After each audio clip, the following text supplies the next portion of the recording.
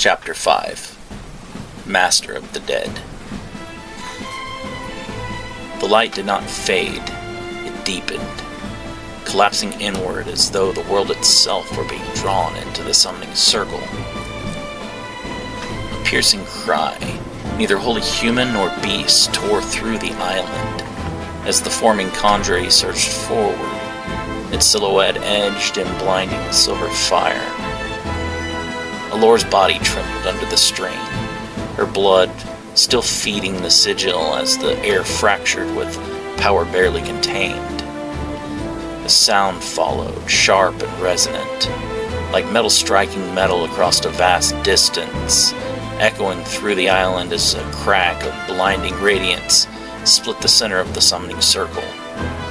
The ground beneath Alora trembled, fissures spidering outward from the sigil as something on the other side pressed closer, immense and unyielding.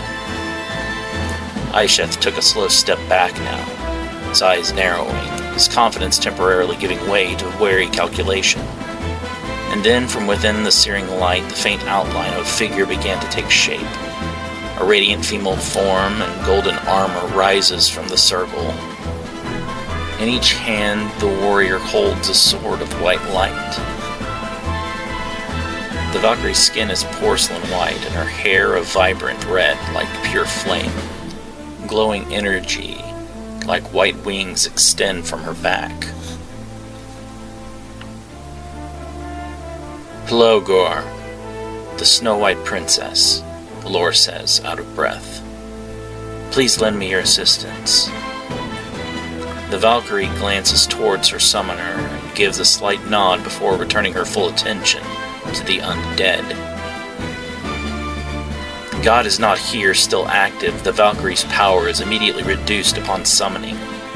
The anti-divine magic spell only remains in effect for 30 minutes, but Aisheth has no doubts the battle will be concluded long before that. Hlaugauer rushes, cutting through each of the corpse soldiers with ease. Rather than fall apart, the skeletons are burned to ash by the divine energy coursing through the blades. The drummer increases his tempo, raising indigenous warriors of the surrounding islands along with more of the World War II soldiers. The Valkyrie darts through the ranks of the undead, destroying them all. "Take out the drummer," Alora shouts as more undead begin to raise. "He's the necromancer's support mage." Hlaugauer nods and runs towards the drummer. Aisheth quickly drops to his knees and places his hands on the ground. Wall of bone. A massive wall of skeletal remains raises to block the Valkyrie's path forward. She cuts through the obstruction, but on the other side the drummer's tempo increases. Having cast Transparente Ocular at the start of the battle, Alora is able to see through inanimate objects. Two large, greenish-colored creatures rise from the ground. Parts of the beast's flesh are gone, revealing bone. The Valkyrie rushes, swinging with a horizontal slash, and following with a diagonal cut from her other sword. The zombie orc staggers, but is not felled. With her divine magic weakened, the natural defense of the creature is too difficult to overcome without increased effort. The zombie orc swings a large axe, but the Valkyrie is quicker and manages to evade. The other orc attacks from the side, causing the Valkyrie to spin with a block from both swords. She strains against the undead beast, but its strength is greater. She pushes the orc back and pivots, slashing the other to back it off a few steps. The second orc attacks from behind, causing the Valkyrie to again turn to block, this time with one sword, the other defending against the axe of the first orc. The two orcs overpower the Valkyrie and she dives between them, sliding to safety in a crouch on the sides of her feet. She lunges, slapping the first orc's axe down with a sword and thrusting the other through its face. She releases her sword and pivots, cutting into the neck of the second orc several inches. The creature backhands her, making her lose hold of the second sword as well. The orc pulls the weapon from its neck, unimpressed. No longer connected to Hlaugauer, the swords dismiss into particles of white light. Allure, Jake shouts. Use healing magic. I'm not wounded, she replies, irritated. I'm not wasting my stamina like that. Not on you. Use it on the undead, he shouts. Use healing magic on them. Dukan Heles, Allure shouts, consuming the orcs and healing magic. The undead creatures howl in pain, taking severe damage instead of healing. The Valkyrie stands, surprised. She then looks to Allure for guidance, confused as to why the magic is harming the creatures, and what her next move should be.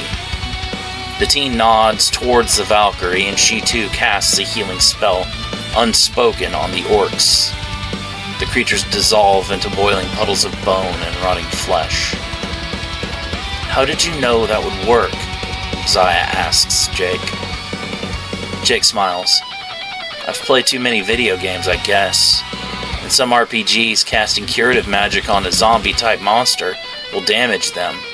If you cast a life spell or use a phoenix down, they'll instantly die. Zaya eyes widen. You just gambled her life on a video game mechanic? Jake nods. I didn't hear any of you coming up with ideas. At least my idea worked. Aisheth becomes irritated, glaring at the mages and Jake on the sidelines. On her own, this girl is not that impressive. She is creative, but the depth of her magic is limited. It is very clear that she is inexperienced. Her friends are more problematic, even if they are not allowed to interfere. Their coaching could make ending this fight more difficult. Plowgower conjured a radiant spear and rushed forward to press the attack, but suddenly staggered mid-stride. Her glowing wings dimmed, their brilliance reduced to a pale glow. Across the battlefield, Aisheth raised a skeletal hand, and the dead obeyed. His army advanced in formation, shield bearers first, bodies reinforced with bone and iron. Behind them, ranks of long weapons angled forward in perfect alignment, and driving them forward, the drummer. Each beat rippled through the undead's ranks. Plowgower surged forward, wings giving her short bursts of speed rather than flight. She crossed the distance fast, pushing all of her energy into her legs. The shield wall locked as she struck it with tremendous force. The first line buckled, shields cracked under the impact, and the formation staggered. But then the rhythm shifted. The undead adjusted instantly, absorbing her momentum. Weapons pressed forward in coordinated timing. Plowgower twisted aside, deflecting and slipping between attacks. One weapon caught against her armor and held for a moment, but she used it, pulling the wielder off balance and breaking the line just enough to move through. Still, they didn't falter. They adapted as the beat accelerated. Fallen undead began to stir, then rise again, already in motion, rejoining the formation seamlessly. Plowgower narrowed her gaze. She drew back and hurled her spear, not at the front line, but straight toward the drummer. The weapon cut through the air but was deflected. A pulse of dark energy rippled outward from the drum, knocking the spear off course. The drum beat shifted again, driving aggression. Plowgower moved continuously, turning, redirecting, stepping into narrow openings before they could close. Every motion had purpose, but the pressure kept building. More hands reached, more weapons angled in.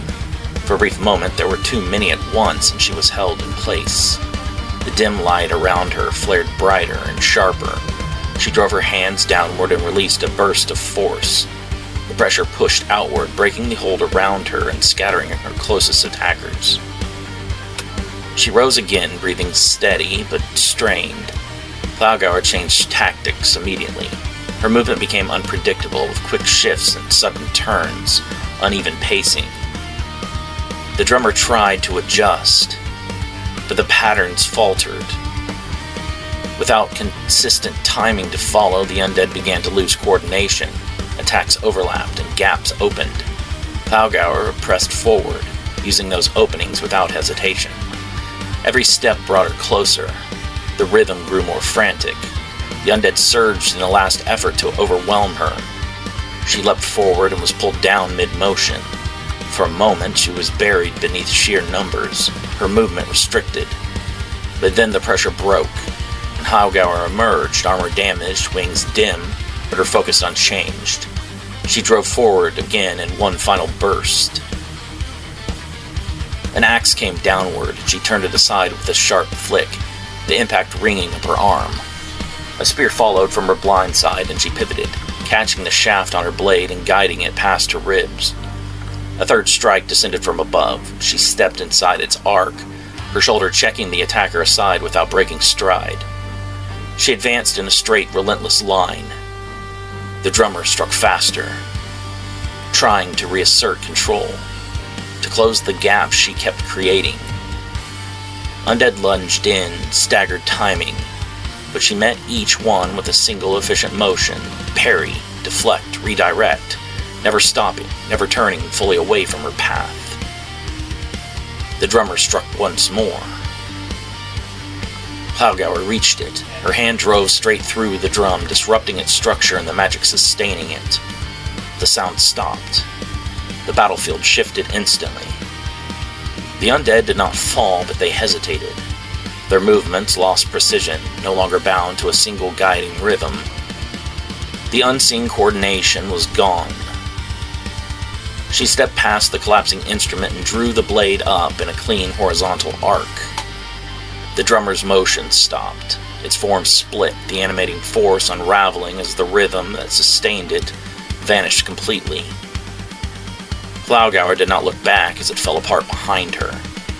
She stood over the ruined drummer, breathing steady, her light still struggling under the weight of the spell. "I'm impressed you overcame that challenge," Aisha says. "I rarely have to involve myself more than conjuring the drummer and sitting back to watch. You're going to force more work out of me than I was expecting." Lore's chest rises and falls rapidly, keeping the Valkyrie summoned is taking a heavy toll on her stamina. "Take his head," she orders the Valkyrie. "End this fight." Aisheth grinds his teeth in anger and at the sheer annoyance of yet another one of his conjuries being destroyed by the girl's summoned Valkyrie. The necromancer bites his thumb and begins using the bloody digit to draw a four-circle array on his right arm. The blood magic then activates, glowing a bright green color. "Sujaite, Udacota, famulae mortis, sanguinem, sitientes ad imperium meum." Aisheth chants, completing the summoning spell. The ground shakes and begins to split. From the fissure, steam escapes, and the sound of growling claws scraping against stone and the shifting movement of many creatures is heard. The beasts crawl to the surface, climbing over each other in a furious struggle to be the first to reach their prey.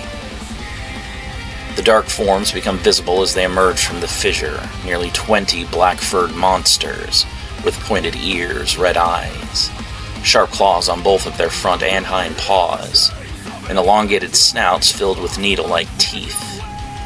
They are known as the Udakator, or the Ghoul Cats.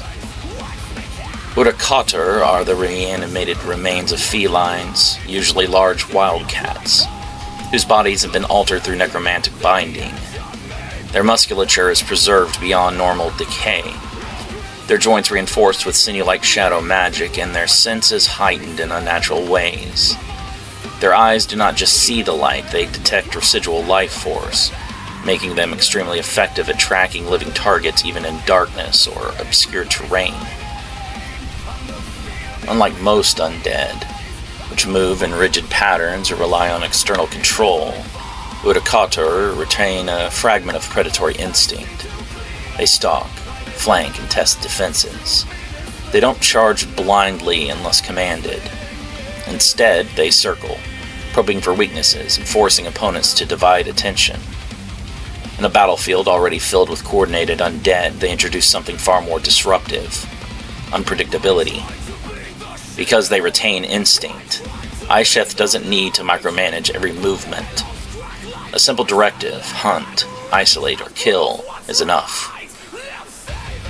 Urticator abound using the lingering imprint of hunger and territoriality that strong predators leave behind in death. Necromancers don't just raise the body, they anchor that instinct and twist it into obedience. The result is something that doesn't just attack because it's told to, but because it wants to. The Urticator run at Hlaugauer, using their speed and agility to evade the Valkyrie's sword. Hlaugauer swipes at the creatures, but they prove to be too swift of targets to hit. After dodging a sword slash, one of the Urticator manages to bite into Hlaugauer's right calf. As she moves to kick the beast away, two more pounce from the sides and latch onto the Valkyrie's shoulders. Hlaugauer tries to pull the creatures off of her, but as she focuses on them, two more attack her exposed midsection. In pairs of two, the Urticator continue to jump and snap at the Valkyrie, threatening to overwhelm her and driving the conjurer to a knee. Invoker des Morts, Mondres Doddsrider. Aisheth chants, summoning two Death Knights. The creatures first appear as black smoke, before condensing into heavily armored skeletal figures. Each of the Death Knights stand at roughly 10 feet in height, but their bulk gives them a slight hunch forward to their posture. The creatures both brandish a long, curved blade that could cleave a human in two with ease. Allure tries to free her Valkyrie from the Urticator as the Death Knights slowly move forward. Hayazanra Vajra, she shouts, conjuring a bow of light magic and releasing a flurry of arrows into the backs of the Urticator. A single arrow misses its mark and dissolves into particles of light that fizzles out as soon as it passes within the Necromancer's field of decay. The Urticator struck by Allure's arrows shriek in agony, their bodies burning up within the release of light magic flames. The remaining creatures continue their attack, but Hlaugauer is now free to swing her sword. As soon as the Valkyrie clears away the last Urticator, the Death Knights are within attack range. The first Death Knight lunges forward with a stab, but Hlaugauer sidesteps with superior agility. The other Death Knight's sword sweeps the air, aiming to cleave through the Valkyrie's waist. Hlaugauer pivots, swinging her sword down into the Death Knight's blade, forcing it into the ground. Hlaugauer spins, kicking the Death Knight in its heavily armored chest. The blow staggers the creature back a step but inflicts no damage. The other Death Knight charges her from behind, aiming to bash the Valkyrie with its large shield. She senses the movement, rolling forward and using the momentum to spring back up to her feet. With a deft pivot, Hlaugauer blocks the Death Knight's charge with a thrusting stab. The force vibrates through the Valkyrie's arms and halts the creature's movement, but she is unable to push it back. The other Death Knight slashes horizontally, aiming to behead Hlaugauer. The Valkyrie ducks beneath the attack and retaliates with a strike at its legs. The Death Knight drops its shield low to block, and the creature's companion slashes downward at the Valkyrie while she's crouched. Hlaugauer throws herself back and rolls over her shoulders before pushing off to lunge forward, using the Death Knight's extended arm as a springboard to leap off the other creature. With both Death Knights behind her, Hlaugauer pivots with a diagonal slash across the back of the nearest one. Doing little damage, the creature begins to turn to retaliate when it is struck in the neck by a light magic arrow. The arrow becomes a white flame that spreads, dropping the creature to its knees. Now vulnerable, Hlaugauer claims the Death Knight's head in a single slash of her sword. Aisheth glares at Allure, her light magic bow still in her hands. The teen is surrounded by an aura of pure white particles of light, constantly rising up from her into the air like evaporating water. Noticing that she still has the Necromancer's attention, Allure taunts the Black Mage. Unlike you, I assist my partners in battle. Partners? Aisheth scoffs. They are our servants. You are only demonstrating your weakness and your lack of faith in their ability to succeed. Hlaugauer is still engaged in a fierce battle with the remaining Death Knight. The clashes between their blades ringing out into the air and sending out small shockwaves from each impact. Using its sword to attack with powerful slashes, the Death Knight mostly keeps the Valkyrie on the defensive, its strength greater, and each blow that is thrust upon the Valkyrie lands with tremendous force. Hlaugauer moves swiftly, twisting her body to avoid any deadly attack that she isn't able to outright parry or deflect. Anytime she is able to counter a blow, the Death Knight's shield and near-impervious armor absorbs the damage. Allura releases a barrage of light magic arrows that rain down upon the Death Knight and force it to raise its shield above its head in defense. Helga, Lure Lightning. Aisheth turns toward the young mage in anger, sending ethereal black hands to rise up from the ground and seize her. What is the point of sitting back and watching others fight on your behalf? Shouldn't we act to do anything possible to win a battle? If that requires me to assist, then that is what I must do. You lack the experience to understand when one should expend energy, and when they ought to conserve it for later. Continuing to use one arm to hold its shield up and block the oppressive rain of light magic, the Death Knight presses its attack. Suddenly, the creature swings its shield around to catch the Valkyrie by surprise across the side of her head. Staggered to the side, Hlaugauer is then hit by the backswing of the Death Knight's sword through her waist. The blow nearly rends the Valkyrie in two. Allura continues with the light magic downpour of arrows, but despite taking several hits to its armor, the Death Knight raises its shield once again to protect itself. Hlaugauer's eyes widen in shock and blood sprays out from her mouth and torso as she falls to the ground. The Valkyrie lies on the ground, one hand pressed against her injury. Blood is everywhere. As the Death Knight raises its sword to finish her off, Hlaugauer thrusts her own blade through one of the creature's exposed eye sockets. The force of the blow cracks the Death Knight's skull, and light magic explodes out from the back of its head like a flame.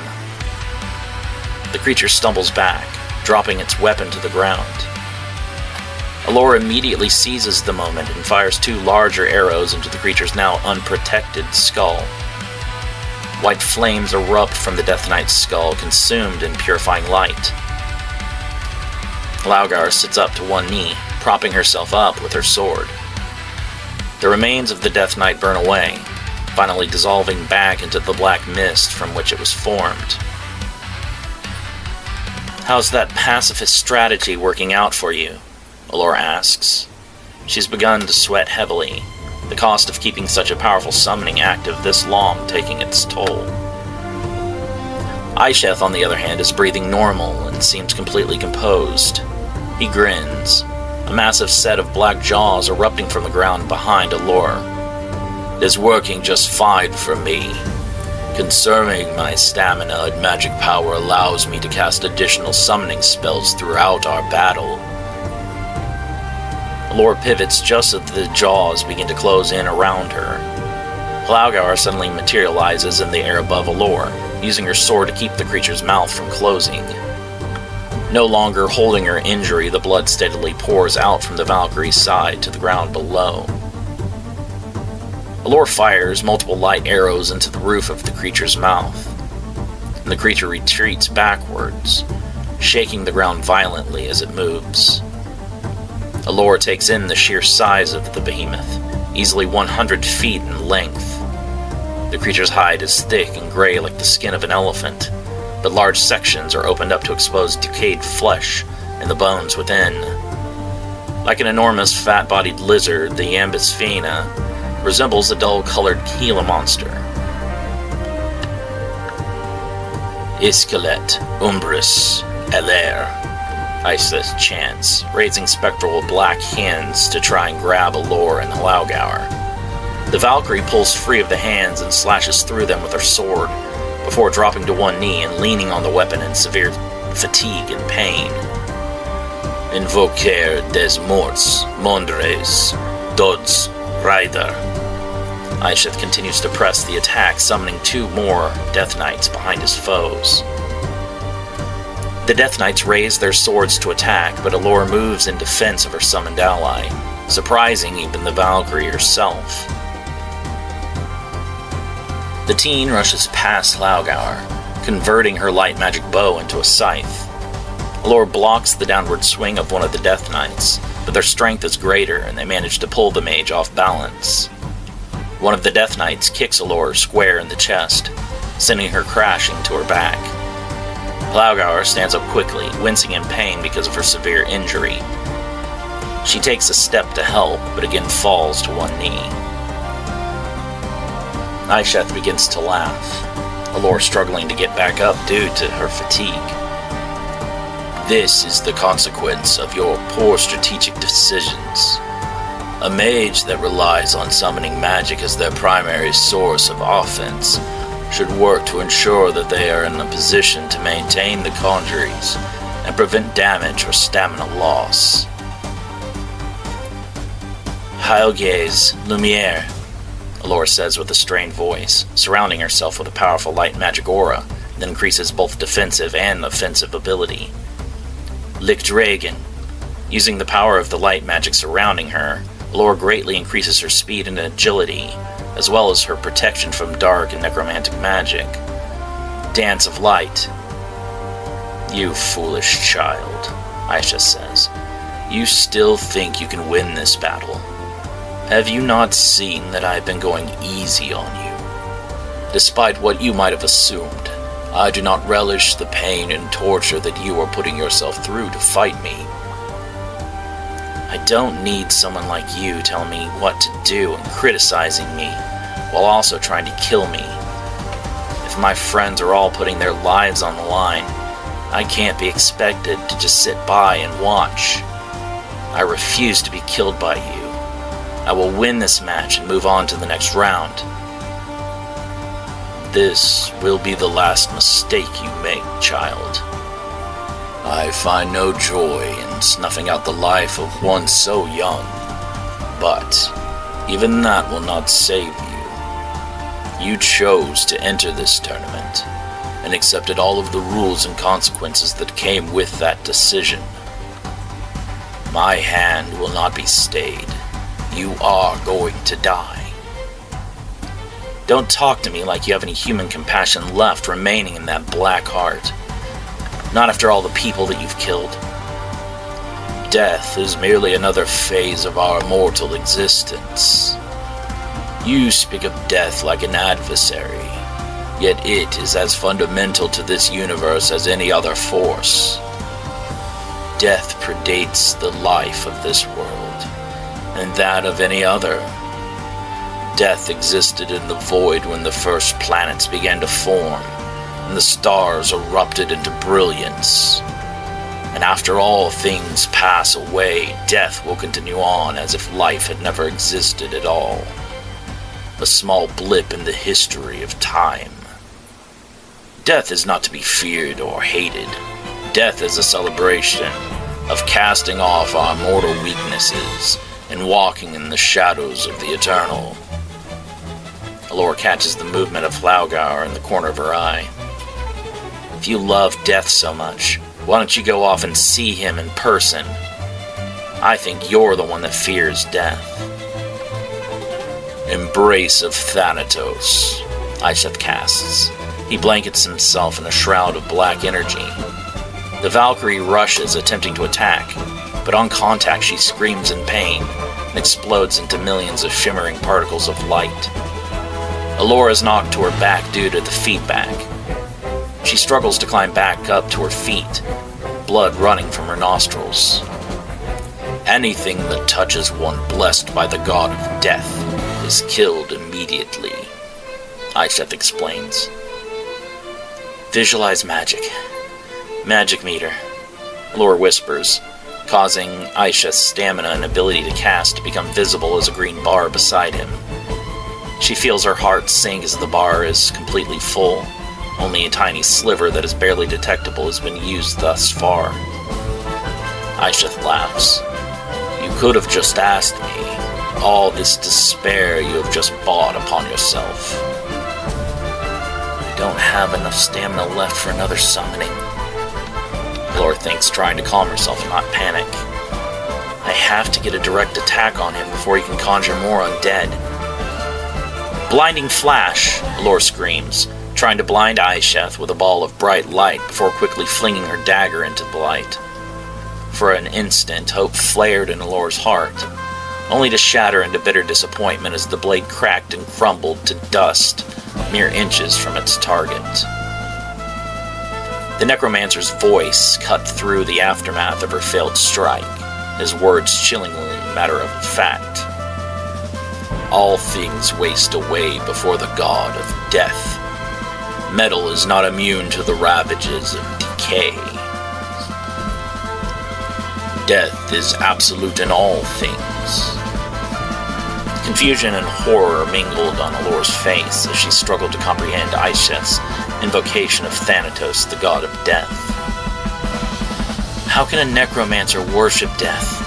She managed to breathe out, her voice filled with disbelief and a hint of defiance. I would think death hated you for making a mockery of his works.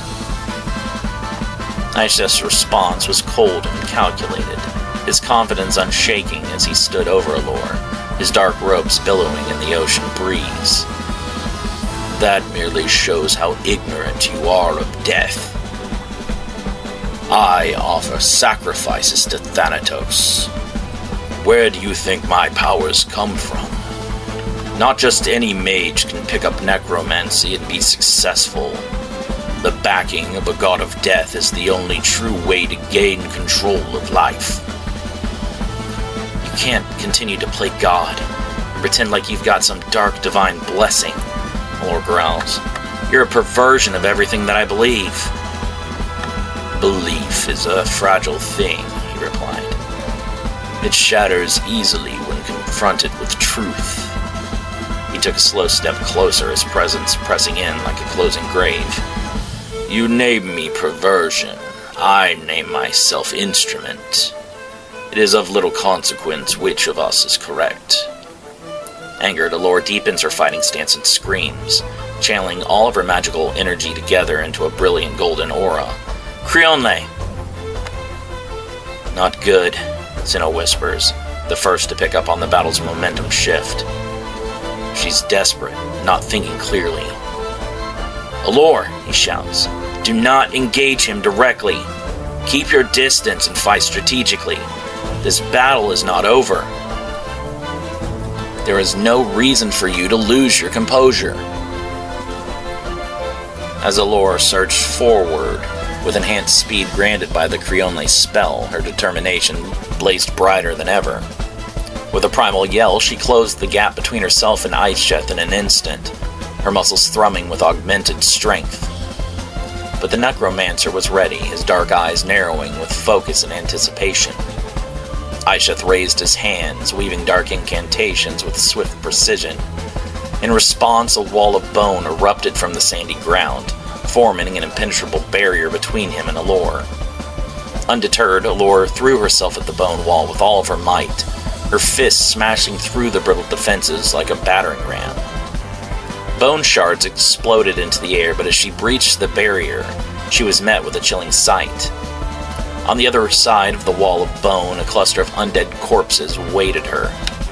Their sunken eyes glinted with malevolent intent as they lurched forward, their decrepit limbs reaching out to ensnare her. Allure's instincts kicked in and she fought back with ferocity, delivering swift, precise strikes to fend off the skeletal assailants. But amidst the chaotic melee, Aisheth seized the opportunity to strike. With a flick of his wrist, he telekinetically lifted a skull from the remains littering the battlefield. The skull hurtled through the air like a missile propelled by dark magic and aimed unerringly at Allure's head.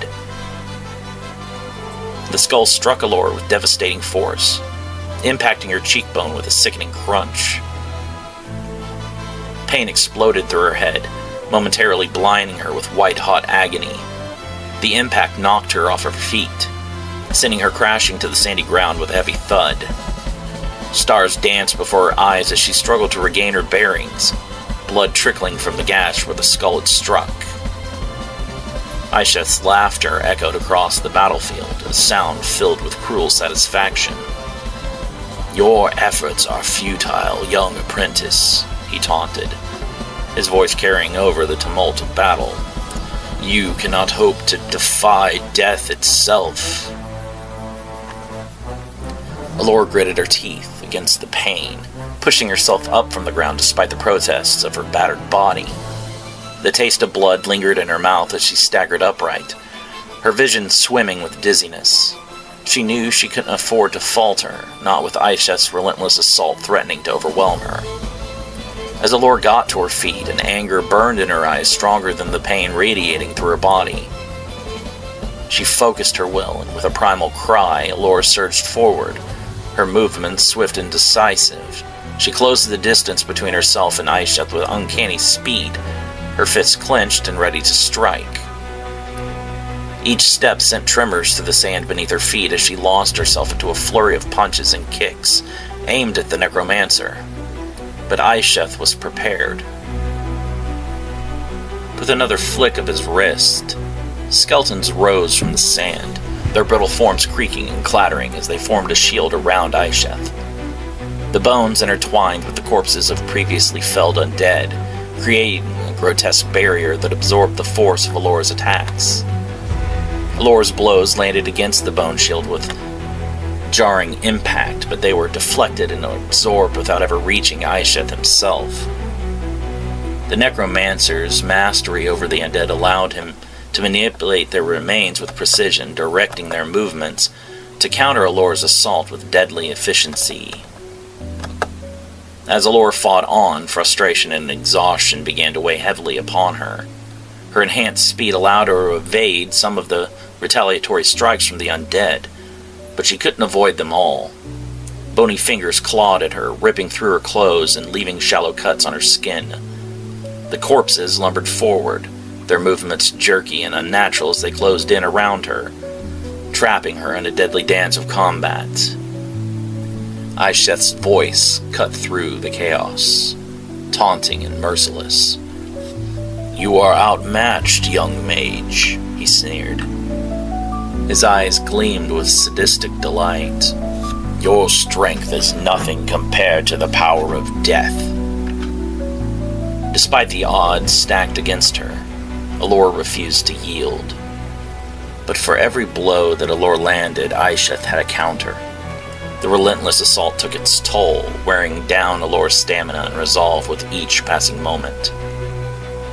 Blood trickled down Allure's face from a gash on her forehead, mingling with sweat as she fought on. Her muscles screamed in protest, her body bruised and battered from the onslaught. Allure's breath came in labored gasps as she struggled to push herself up from the sandy ground, her body aching from the relentless beating inflicted by Aisheth. Blood trickled from a split lip, staining the sand beneath her as she glared up defiantly at the necromancer towering over her. "How can you worship death?"